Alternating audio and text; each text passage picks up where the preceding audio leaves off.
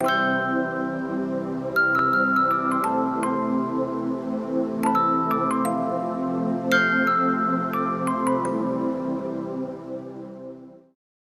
Basically I got married bye a typical arranged marriage. बहुत सारी arrange marriages आज भी होती हैं एंड करियर पे जो फोकस्ड होते हैं शायद उनका ध्यान होता नहीं है कि हमें अपने लिए खुद लाइफ पार्टनर चूज़ करना है। I was one of them. I was a brilliant student. मैं अपनी तारीफ़ नहीं कर रही, that is visible in the records. हमेशा पढ़ाई पे ध्यान, हमेशा focused. I did my bachelors, I did my masters from a prestigious institute. धारणा ये होती है कि एजुकेटेड फैमिली है, एजुकेटेड बच्चा है, तो सोशल जो हम बोलते हैं कि डाउरी एंड समाज में कुप्रथाएं हैं, वो सब ऐसा लगता है थ्योरेटिकल बातें, मतलब पढ़े लिखों के साथ कहाँ होता है ऐसा। That's the normal thought process. But I am here sitting over here who has dealt with such a situation कि अरेंज मैरिजेस में you don't know the other person, तो इट्स अ गैम्बल। वो सही भी हो सकता है, वो गलत भी हो सकता है।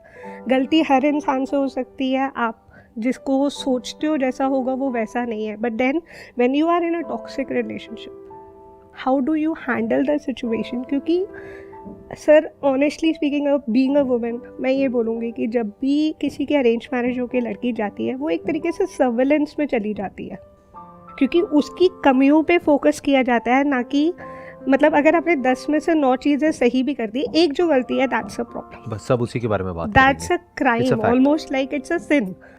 तो when you are in a situation जहाँ सारे ही आपकी कमियां ढूंढ रहे हैं, including the person whom you choose as a life partner, and it's not small things. वो बोलना बहुत आसान है कि छोटी सी चीज़ें होती हैं, और एक सेट पैटर्न है इंडिया में, पेरेंट्स भी यही बोलते हैं, लड़की को एडजस्ट करना है।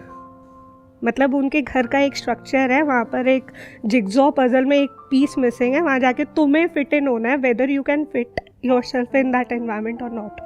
कितने साल पहले की बात है? सर 2018 में शादी हुई थी। 6 months I dealt with the torture, then I came back to my parents place. और अब आपका डिवोर्स हो गया? Yes sir. अब आपकी जो करंट मेंटल स्टेट है वो क्या है? उससे पहले मैं ये जानना चाहूँगा कि ये जो ट्रॉमा है, इससे आपने किस तरीके से डील किया? क्योंकि छोटा ट्रॉमा नहीं है, it's a very big trauma जो शायद कोई सपने में भी नहीं सोच सकता है कि वो क्या होता है। सर ईजी नहीं था, रास्ता बिल्कुल भी ईजी नहीं था। तो basically sir there are 3 parts to it. First of all, realising as a woman कि you are in a toxic relationship, you are not at the right place. इस चीज़ को रियलाइज करना और इसको एक्सेप्ट करना कि तुम्हारे साथ ये हो गया है। और लोग जज करने लग जाते हैं, आपके ऊपर एक ठप्पा लगा देते हैं, लेबल लगा देते हैं। सर वो तो ये मतलब the statements that you hear from the society और एक्सटर्नल पीपल इज कलंक लग जाएगा लाइफ में, as if I have committed a crime. मतलब वो एक परमानेंट टैटू है। डिवोर्स इज अ टैटू, इसको आप रिमूव नहीं कर सकते। That's a big point. मतलब कि जो विक्टिम है उसके ऊपर एक्चुअल में ठप्पा लग गया है कि तुम क्रिमिनल हो, राइट। तुमने कुछ गलत किया है। शायद मैं या कोई और इंसान जो सिचुएशन में नहीं है वो सोच भी नहीं सकता कि आपके ऊपर क्या बीती होगी। लेकिन मैं ये जानना चाहूँगा, आपने उससे डील कैसे किया और वहाँ से बाहर कैसे आए? सर पहले ये ढूंढा कि कौन सपोर्ट कर सकता है। Fortunately I was able to find some people, मतलब वर्क प्लेस में, या जो मेरे लिए actually they could act as a pillow. मुझे रोना है तो मैं आंसू कहाँ बहा सकूँ। I think it's a very big point. मतलब स्टेप 1 ये हो गया कि आपको कोई ऐसा इंसान चाहिए जिस पे आप ट्रस्ट कर सको, राइट, जिससे आप सब कुछ शेयर कर सको। Right. क्योंकि अगर आप नहीं करोगे तो अकेले बैठे बैठे तो आप अपने दिमाग में तो पागल हो जाओगे। Right sir. आपको समझ ही नहीं आएगा कि क्या हो रहा है, कुछ नहीं दिख जहाँ रहा, कुछ समझ नहीं आ रहा होता, इंसान खो जाता है और उसको कुछ नहीं समझ आ रहा होता, उल्टे पुल्टे थॉट्स आ रहे होते हैं, राइट, अपने आप को हार्म करने के, इसके उसके। Sir I was at a point जहाँ मैं सुसाइड करने की सोच रही थी, क्योंकि मैं डिप्रेशन में थी। I was losing out on everything. Then came the part that you played in my life, your videos. Sir motivational videos, तुम समझते हो कि रिलेशनशिप होनी कैसी चाहिए, जो आपके सेशंस में समझ आया है कि there should be a priority life, there should be 3 to 5 things कि इस पे कोई कॉम्प्रोमाइज़ नहीं है, बाकी सब चीज़ें ऊपर नीचे होंगी, संभाल लेंगे। ये चीज़ें उस वक्त तुम नहीं सोच सकते सर, जो उस ट्रॉमा में है वो नहीं सोच सकता ये सारी चीज़ें। उस वक्त you need some external person to tell कि यार तुम्हारा करियर है, तुम्हारी लाइफ है। If you took a wrong decision of choosing an incorrect partner, चाहे लव मैरिज है, चाहे अरेंज मैरिज है, गलती हो गई। ऐसे में क्या होता है कि हम खुद को ब्लेम करने लग जाते हैं, हमें ये लगने लग जाता है कि मैं ही गलत हूँ, मुझ में ही कोई कमी है, और पूरी दुनिया भी यही बोल रही होती है। तो खुद से पहले तो एक गलती हो गई, वो गलती क्या है जो जानबूझ करके आपने नहीं करी, हो गई, या चलो जानबूझ करके करी, अनजाने में करी, जैसे भी करी, जो भी करी, गलती हो गई। इंसान से गलती हो जाती है, वक्त खराब है, ये है, वो है, कुछ भी है, गलती हो गई। लेकिन उसके बाद भी पूरी दुनिया आपको आकर के कह रही है कि तुम गलत हो। चलो दुनिया से तो आप हाथ जोड़ करके माफी मांग लोगे, आप खुद को कैसे माफ करोगे? वही चीज सर कि आपको यही समझने, मतलब sir there were days I cried day in and day out. मैं पूरा टाइम रो रही होती थी। मतलब सर ये हालत थी कि मैं खड़े होके 1.5 घंटे की 2 घंटे की क्लास भी नहीं ले पाती थी, मेरे हाथ पैर कांपने लग जाते थे। ये सिचुएशन थी सर। फिर क्या हुआ कि ना मुझे ये रियलाइज़ हुआ कि लाइफ इतनी छोटी सी बात पे तो नहीं ख़त्म करनी। मैंने कुछ मोटिवेशनल वीडियोस देखी जहाँ पर एसिड अटैक विक्टिम्स ने चीज़ें सिचुएशन हैंडल की। Then there was, I don't remember the name, but there was a mountaineer जिसने एक प्रोस्थेटिक लेग से क्लाइम किया।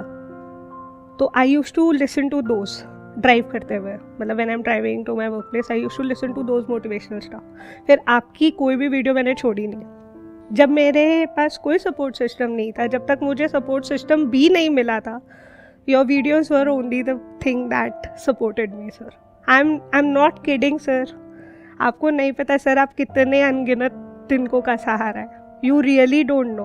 फिर आपने कैसे डील किया सर? फिर मैंने ऐसे ही डील किया कि मैंने पर्पस फाइंड आउट किया। मैंने मास्टर्स की हुई थी, मैं अकेडमिशियन हूँ, तो मेरे लिए PhD एक स्टेपिंग स्टोन है अपने करियर के लिए। Yes sir, I am a lecturer. कहाँ पे? कॉलेज में पढ़ाते हैं? हाँ जी sir, I am a lecturer in university of Delhi. फिर मुझे पर्पस मिल गया सर कि इस टॉक्सिक रिलेशनशिप में अगर मैं रही, अगर इस नेगेटिव एनवायरनमेंट में मैं रही, तो कभी कुछ नहीं कर पाऊंगी। Then sir APJ Abdul Kalam sir ने ये बोला था कि learn from failures than success, and I am a very big fan of his. मैं भी डॉक्टर APJ अब्दुल कलाम का फ़ैन हूँ, और उनकी जो बायोग्राफी है, हाँ जी, गुलजार साहब की आवाज़ में, वो मैंने कई बार सुनी है और लोगों को रिकमेंड भी किया है वो सुनने के लिए। मैंने भी सुनी, आपके बोलने के बाद ऑडियो बुक सुनी। अच्छा, वो सुनी आपने? हाँ जी सर, मल्टीपल टाइम सुनी। बहुत अच्छी है, हाँ बहुत कमाल की है। मतलब एंड तक पहुंचते पहुंचते आंखों से आंसू गिरने लग जाते हैं, इतनी अच्छी है वो। सर ने APJ सर की एक और छोटी सी बात है, when he expired before that उन्होंने फ्लाइट में ये स्टेटमेंट बोली थी। उनसे पूछा गया था कि what would you like to be remembered as, president, missile man या scientist? He said I want to be remembered as a teacher. Sir ये एक प्रेसिडेंट ऑफ इंडिया बोल रहे हैं, not a small thing. Exactly, and that is the reason sir I choose this profession. कि मतलब एक all the more motivation हो गया कि मतलब teaching line is something that's noble, it will always remain noble. चाहे कितना भी उसे मोनेटाइज कर लो, कुछ भी कर लो, उसमें अगर आपके मन में नोबल कॉज है तो वो हमेशा रहेगा। तो इसको स्टेप्स में डिवाइड करते हैं, जो भी अभी तक आपने कहा है। स्टेप 1 हो गया कि सबसे पहले तो कोई सपोर्ट सिस्टम ढूंढो, कोई ऐसे लोग जो आपको एक्चुअल में जानते हो कि आप अंदर से क्या हो। क्योंकि दुनिया तो आपको 1 मिनट में जज कर देगी। दुनिया तो 1 मिनट में बोल देगी कि ये बहुत घटिया इंसान है, 1 सेकंड में। सर क्लैरिटी लानी है, जो क्लैरिटी चाहिए ना दिमाग में कि हाँ तुम गलत नहीं हो, तुम उतने बुरे नहीं हो जितना लोगों की नजर में तुम बुरे। और गलत हो भी तो इंसान से गलतियां होती है ना। मेरे को ये नहीं समझ आता गलतियों में इतनी बड़ी बात क्या हो गई, कोई भगवान थोड़ी हो गया। इंसान है, किस इंसान से गलती नहीं हुई? जो किसी की तरफ उंगली कर रहा है, क्या उसने कभी कुछ गलत नहीं किया किसी के साथ में जिंदगी में? उसके बाद स्टेप 3 ये है कि तुम्हें कोई पर्पस चाहिए लाइफ में। सर आज मेरी लाइफ का पर्पस ऑनेस्टली कंप्लीट हो चुका है। आई रियली डोंट केयर मेरी PhD हो या ना हो। मैं अपनी फेल्ड रिलेशनशिप से अगर एक भी इंसान को सिखा पाई ना कि तुम्हारी life is much beyond relationship, it is just a small dot in the whole picture. Don't zoom yourself into that picture so much. Incident, मतलब वो सर इतना जूम कर लेते कि वही दिखाई देता है, कुछ और दिख ही नहीं रहा। मतलब इतनी बड़ी पिक्चर में से एक छोटा सा एस्पेक्ट बस वही दिखाई दे रहा है, उसके बेस पे पूरा जजमेंट पास कर दिया पूरी की पूरी पर्सनालिटी के ऊपर। सब कुछ ही खराब है, सब कुछ ही खत्म है, सब कुछ ही बेकार है उस छोटे से डॉट के ऊपर। मतलब आप ये कह लो एक व्हाइट पेपर है, उसके ऊपर एक ब्लैक डॉट है, बस सिर्फ वही दिख रहा है, बाकी सफेदी कहीं नजर नहीं आ रही। कैमरे को जूम ही उस पे कर दिया ना, जूम आउट उसी पे जूम कर दिया तो सब कुछ काला ही काला दिख रहा है। तो सर बेसिकली पर्पस ढूंढना पड़ेगा। Step 3 is purpose. आपको एक पर्पस चाहिए, जीने की वजह चाहिए कि जीना ही क्यों है, नहीं तो सुसाइडल थॉट्स आएंगे।